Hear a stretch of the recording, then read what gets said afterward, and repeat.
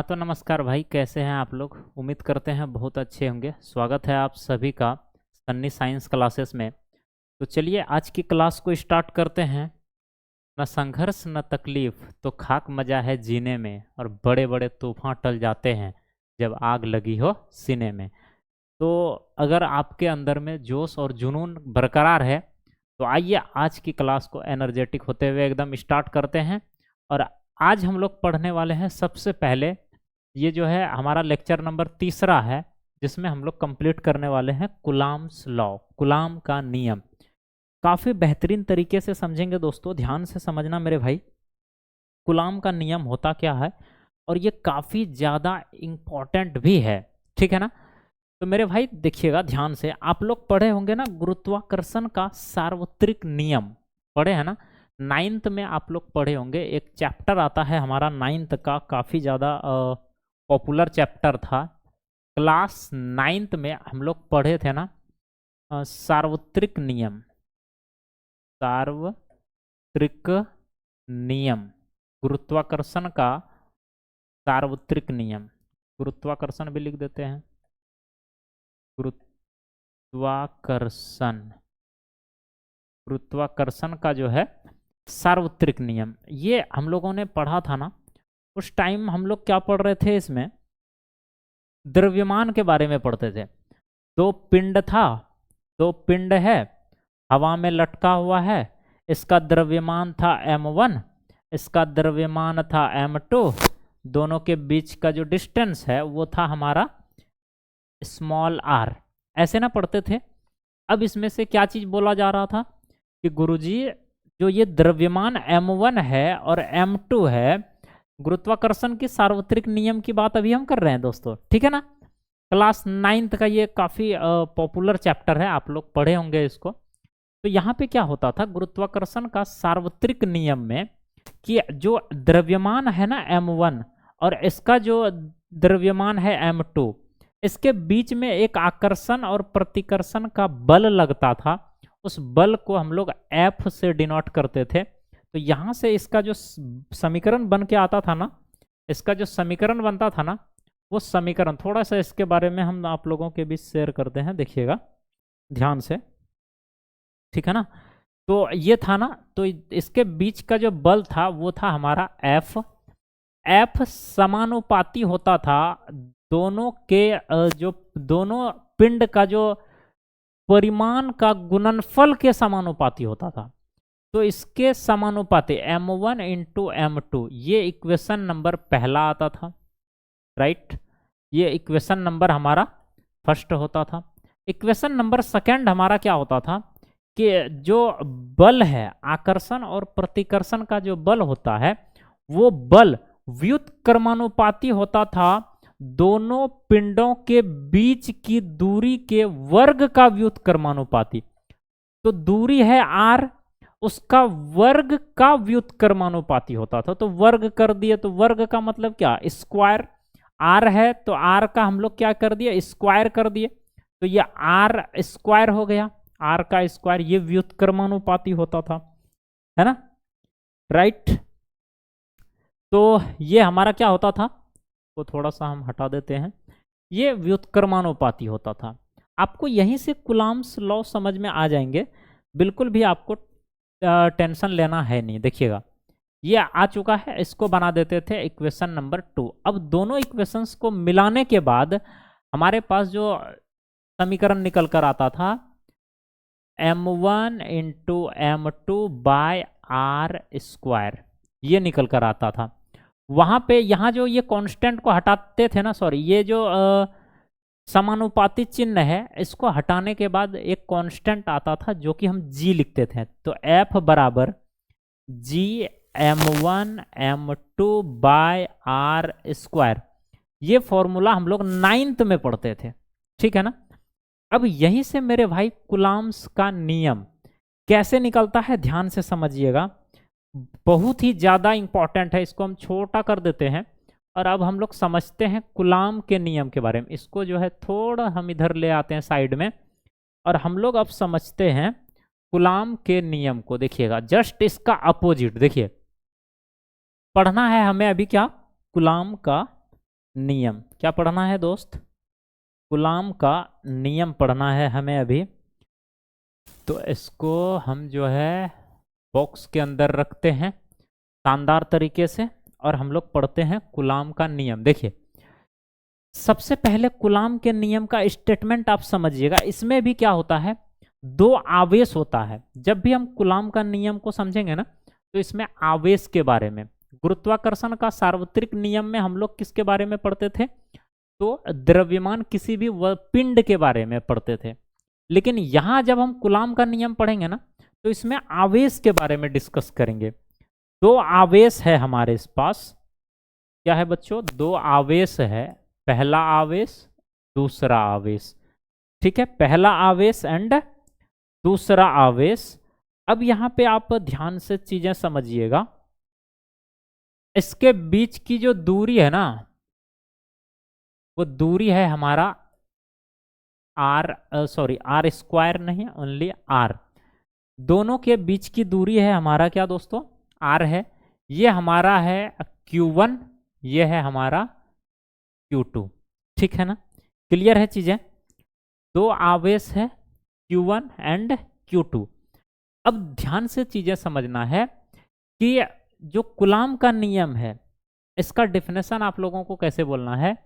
इस नियम के अनुसार, किस नियम के अनुसार? इस नियम के अनुसार, मतलब कूलाम के नियम के अनुसार, दो आवेशों के बीच का आकर्षण और प्रतिकर्षण का बल दोनों आवेशों के परिणाम के गुणनफल का सीधा समानुपाती एवं उनके बीच की दूरी के वर्ग का व्युत्क्रमानुपाती होता है। ये पूरा स्टेटमेंट है। तो दो स्टेटमेंट, दो लाइन इसमें आता है। पहला लाइन क्या आता है बच्चों, कि जो आकर्षण हम लिखते हैं, आकर्षण एवं प्रतिकर्षण एवं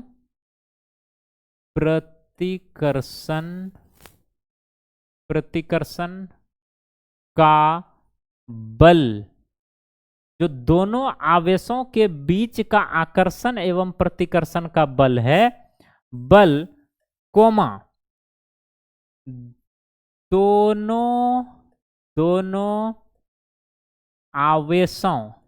दोनों आवेशों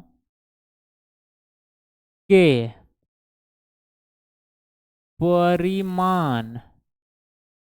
परिमाण के गुणनफल का सीधा समानुपाती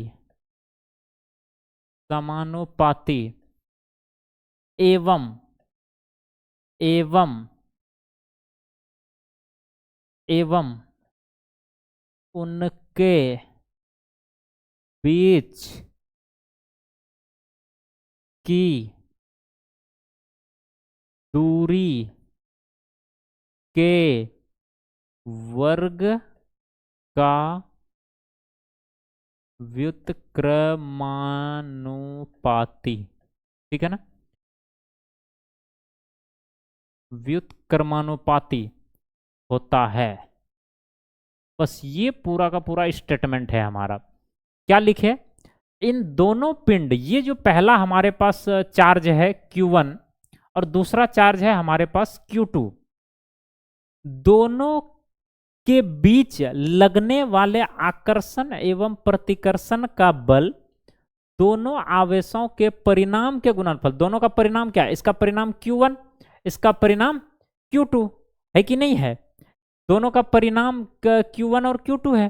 तो दोनों के परिणाम के गुणनफल का सीधा क्या होता है? ये तो सीधा समानुपाती होता है। ये देखिए यहां पे लिखा हुआ है ना, सीधा समानुपाती। एवं यही बल जो F बल है, बल को हम F से रिप्रेजेंट करते हैं, तो यही बल इन दोनों के बीच की दूरी क्या है? बीच का दूरी तो R है, बीच की दूरी के वर्ग का व्युत्क्रमानुपाती होता है। तो यहां पे दो स्टेटमेंट ऐड है कि नहीं है?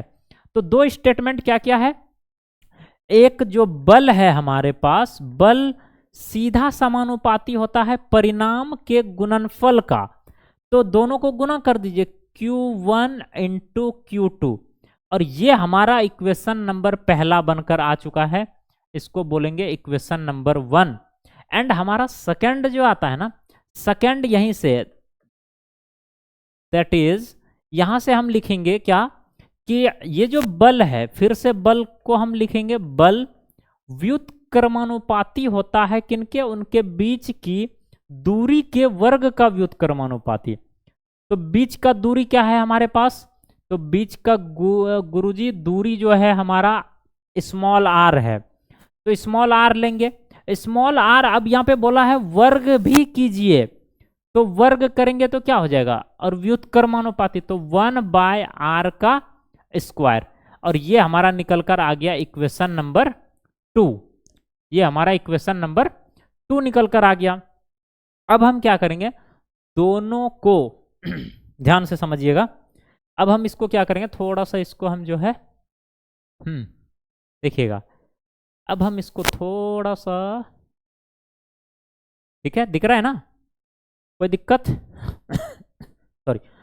अब समीकरण 1, इसके आगे समीकरण 1 एवं 2 से, समीकरण 1 एवं 2 से, ठीक है, तो दोनों को मिला दीजिए।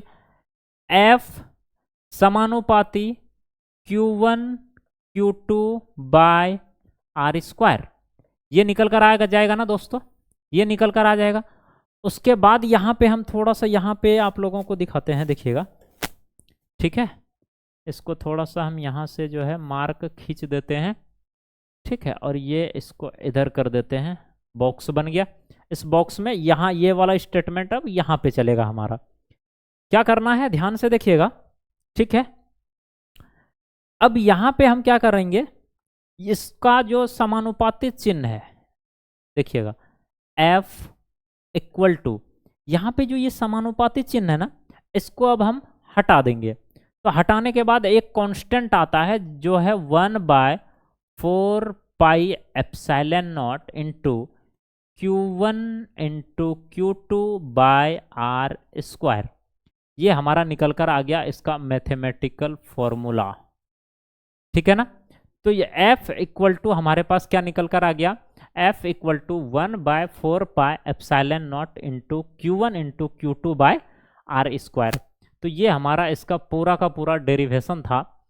और यहाँ से ये चीज़ें आने के बाद अब यहाँ पे आप लोगों से ये पूछा जाता है कि 1/4 pi epsilon not equal to क्या होता है, इक्वल टू क्या होता है।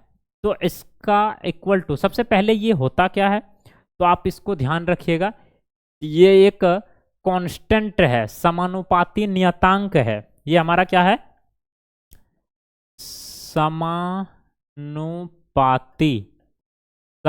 समानुपाती नियतांक है, ये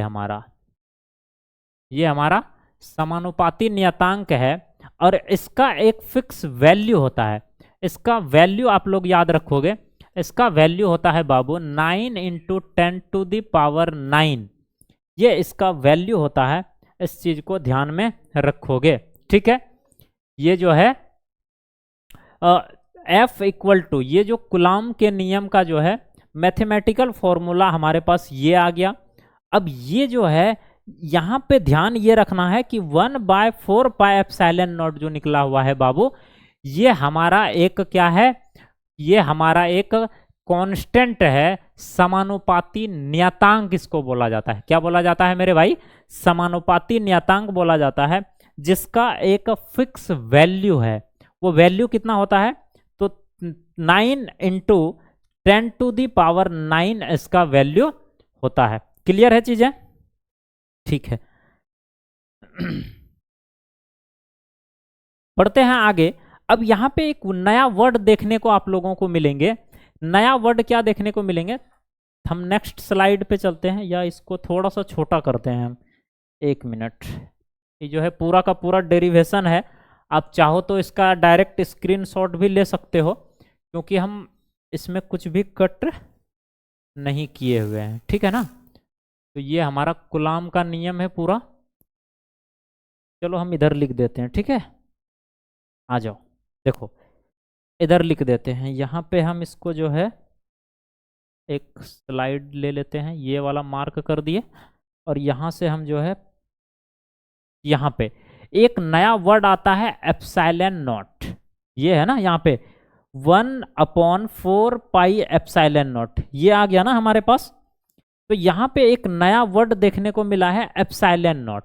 ये जो एप्सिलॉन नॉट है ना बाबू, ये क्या है, तो निरपेक्ष विद्युतशीलता है। इसको क्या बोला जाता है, निरपेक्ष विद्युतशीलता। क्या बोला जाता है, निरपेक्ष विद्युतशीलता बोला जाता है उसको, ठीक है। गुड, बिल्कुल। 9 इंटू 10⁹ होता है 1/4 पाई एप्सिलॉन का वैल्यू। अब यहाँ पे जो ये एप्सिलॉन है ना, एप्सिलॉन को बोला जाता है निरपेक्ष विद्युतशीलता। आप लोग नोट करते जाइएगा, निरपेक्ष, निरपेक्ष विद्युतशीलता, विद्युतशीलता, ठीक है। इसको बोला जाता है निरपेक्ष विद्युतशीलता। इसको शून्य में या निर्वात में, शून्य बोले निर्वात बोले एक ही चीज है, शून्य या निर्वात का जो है निरपेक्ष विद्युतशीलता एप्सिलॉन होता है। क्लियर है। अब इसका कुछ फिक्स वैल्यू होता है जो आप लोगों को याद रखना है। 8 पॉइंट इसका जो है फिक्स वैल्यू होता है, जो कि याद रखना है। कई बार एग्जाम में पूछा जा चुका है ये चीज। लड़का सब रे ध्यान से करा कर नोट कर ले, ठीक है। एग्जाम में डायरेक्ट आता है 8.854, ये इसका फिक्स वैल्यू है। 8, इसको थोड़ा सा अच्छे से हम लिख देते हैं, ये 4 है ना लास्ट वाला। 8.854 इंटू 10⁻⁻12 इंटू 10⁻⁻12, ये इंटू है ना। ये थोड़ा सा लिखते लिखते मेरा प्रैक्टिस हो जाएगा। अभी जो है ना थोड़ा सा ये आ जाता है कभी कभी, ये मल्टीप्लाई का सिंबल है ना। तो हम थोड़ा सा सही कर देते हैं, नहीं तो वो लगेगा कुछ और है। अब सही है, मल्टीप्लाई का ये सिंबल है। क्लियर है ना। तो ये याद रखना है 8.854 इंटू 10⁻⁻12 जो है इसका वैल्यू होता है, और इसका एसआई यूनिट होता है इसी का कूलाम्ब स्क्वायर, कूलाम्ब स्क्वायर प्रति न्यूटन प्रति मीटर स्क्वायर, कूलाम्ब स्क्वायर प्रति न्यूटन प्रति मीटर स्क्वायर, ये इसका जो है यूनिट होता है। आप इसको भी याद रखोगे, बहुत ही ज्यादा इंपॉर्टेंट है। ये इस वाला जो है, ये वाला जितना भी अभी बताए ना आप लोगों को हम, ये वाला पार्ट, ये वाला पार्ट, ये पूरा का पूरा ये वाला पार्ट, ये था हमारा 9th का, जिससे कि ये चीजें रिलेट होती है। तो ये हमारा कूलाम का नियम कंप्लीट है। एक बार 1 मिनट में हम शॉर्ट में फटाफट रिवीजन कर लेते हैं। कूलाम का नियम गुरुत्वाकर्षण के सार्वत्रिक नियम के आधार पर ही है, बशर्ते इसमें हम पिंड के बारे में पढ़ते हैं, द्रव्यमान के बारे में पढ़ते हैं बाबू। लेकिन जो हमारा कूलाम का नियम होता है, कूलाम का नियम में दो हमारा क्या होता है, दो हमारा आवेश होता है, चार्ज होता है, और दोनों चार्ज पे एक इसका परिणाम होता है Q1, इसका परिणाम है Q2, ठीक है। और दोनों के बीच का डिस्टेंस R है। अब इन दोनों आवेशों के बीच लगने वाला आकर्षण और प्रतिकर्षण का जो बल होता है, वो बल दोनों आवेशों के परिणाम के गुणनफल का जो है क्या होता है, सीधा समानुपाती होता है। गुणनफल का सीधा समानुपाती एवं उनके बीच की दूरी के वर्ग का व्युत्क्रमानुपाती होता है। तो यहां से हमारा इक्वेशन नंबर 1 निकल कर आ गया, दोनों को मल्टीप्लाई करके डायरेक्ट समानुपाती कर दिए। एंड हमारा नेक्स्ट निकल कर आता है दोनों के जो बीच की दूरी होती है R, तो उसके वर्ग का व्युत्क्रमानुपाती होता है। क्लियर है ना चीजें? Very good. दोनों समीकरण को मिला दिए, तो दोनों समीकरण को मिलाने के बाद F समानुपाती Q1 into Q2 by are square निकल कर आ चुका है। ठीक है बा? ठीक है ना? ठीक है ना? का हाल चाल बा? ठीक बा?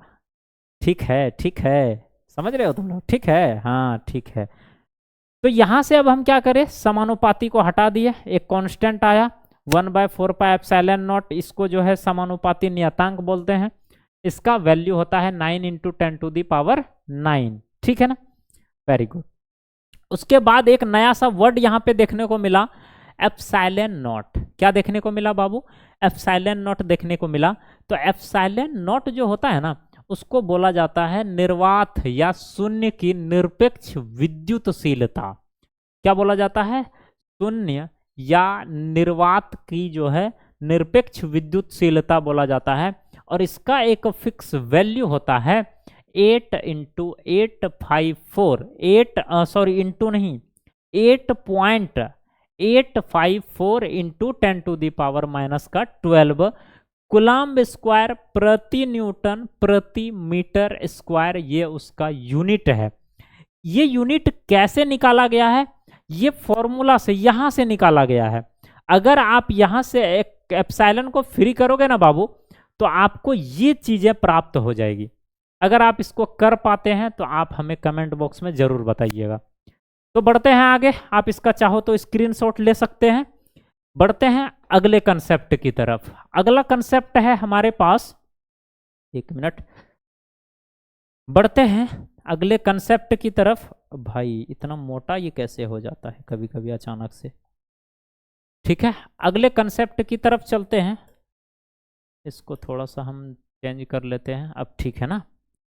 Very good. हाँ, एक कूलम्ब आवेश को परिभाषित करें। क्वेश्चन है हमारा, एक कूलम्ब आवेश को परिभाषित करें। हम लोग आवेश तो पढ़ चुके थे अच्छे तरीके से, तो अब यहाँ सवाल उठता है कि एक कूलम्ब आवेश कब प्राप्त होगा, कैसे निकलेगा एक कूलम्ब आवेश। तो ध्यान से समझना है, ये जो F है, F बराबर फॉर्मूला कूलम्ब के नियम के अनुसार F equal to formula just अभी बताए थे हम, क्या होता है याद है आप लोगों को? याद है? ये रहा, देखिए ये फॉर्मूला आप लोगों को यूज करना है, ये वाला F equal to 1/4πε0 into Q1 into Q2 by are square. तो यहाँ पे लिखेंगे 1/4πε0 into Q1 into Q2 by are square. ये हमारे पास फॉर्मूला है ना। तो अब इसमें क्या क्या वैल्यू रखे हैं जो कि 1 आ जाए, सॉरी 1 नहीं, ये वाला सिर्फ वैल्यू आ जाए, इसका वैल्यू मीन्स हमको F इक्वल टू चाहिए 9 इंटू 10⁹, बस यही चाहिए, उसके अलावा कुछ नहीं।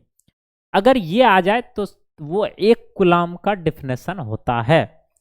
तो सबसे पहले आप यहाँ पे एक चीज ध्यान दीजिएगा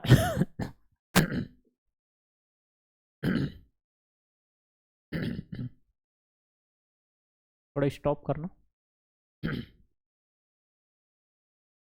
नहीं हो रहा है, तो रहने दो। तो सॉरी, थोड़ा सा है। तो देखिएगा F equal to 1/4πε0 into Q1 into Q2 by are square. तो यहाँ पे ये आने के बाद एक कूलम्ब आवेश कैसे निकलेगा, ध्यान से समझना बाबू। यदि